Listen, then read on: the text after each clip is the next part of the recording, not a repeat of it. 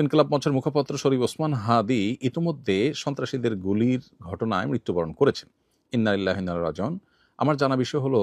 শরীফ ওসমান হাদির এই মৃত্যু কি শাহাদাতের মৃত্যু হিসেবে গণ্য হবে? প্রিয় দর্শক, কোনো মানুষের মধ্যে যদি আল্লাহর সন্তুষ্টি লাভের আশায় মানুষের কল্যাণ সাধনা, ইনসাফ প্রতিষ্ঠা করা, মুসলিম মিল্লাতের চেতনা ধারণ করা এবং মানুষের অধিকার আদায় করার মানসিকতা থাকে এবং সেটার জন্য তিনি যদি লড়ে যান, সংগ্রাম করে যান, এমত অবস্থা যদি তার এই চেতনার কারণে তিনি আক্রমণের শিকার হন এবং মারা যান, সন্দেহাতীতভাবে তিনি শাহাদাতের মর্যাদা লাভ করবেন ইনশাআল্লাহ তাআলা। ইমানদারের মধ্যে যদি আল্লাহর সন্তুষ্টি লাভের জন্য জীবন বাজি রাখার মানসিকতা থাকে এবং তার অসৎ কাজে বাধা প্রদান, অন্যায়ের বিরুদ্ধে তার প্রতিরোধ এবং ইনসাফ প্রতিষ্ঠার মানসিকতা লালন করার কারণে তিনি যদি আক্রমণের শিকার হন,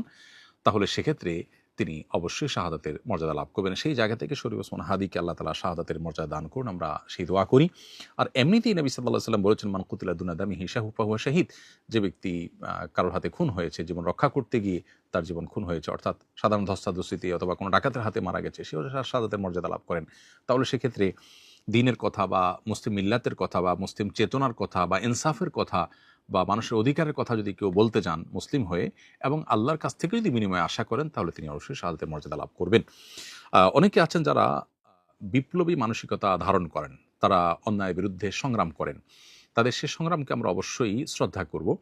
কিন্তু তার মধ্যে যদি আল্লাহর প্রতি বিশ্বাস না থাকে, অথবা তিনি যদি এই সংগ্রামটা করেন তার মানবিক চেতনা থেকে শুধুমাত্র, এর জন্য তিনি আল্লাহর কাছ থেকে কোনো বিনিময় আশা করেন না, আল্লাহর সন্তুষ্টি লাভের আশায় করেন না, কোরআন হাদিসের নির্দেশনার কারণে করেন না, তাহলে সেক্ষেত্রে তার এই আত্মত্যাগটা শাহাদাত হিসাবে বিবেচিত হবে না।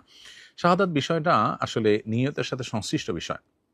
কেউ যদি আল্লাহর সন্তুষ্টির আশায় জীবন বাজি রাখেন, যা করেন তা আল্লাহকে খুশি করার জন্য করেন, তার জীবন মরণ আল্লাহর উদ্দেশ্যে যিনি উৎসর্গ করার জন্য প্রস্তুত থাকেন, তাহলে সেক্ষেত্রে তিনি শাহাদাতের মর্যাদা লাভ করেন। আমরা দোয়া করি শরীফ ওসমান হাদির সমস্ত ভুল ত্রুটি মাফ করে আল্লাহ তাআলা তাকে শাহাদাতের সর্বোচ্চ মাকাম দান করেন এবং তার সুখ সন্তপ্ত পরিবারকে সান্ত্বনা সইবার শক্তি নসিব করেন এবং সেই সাথে এখান থেকে অনুপ্রাণিত হয়ে আমাদেরকে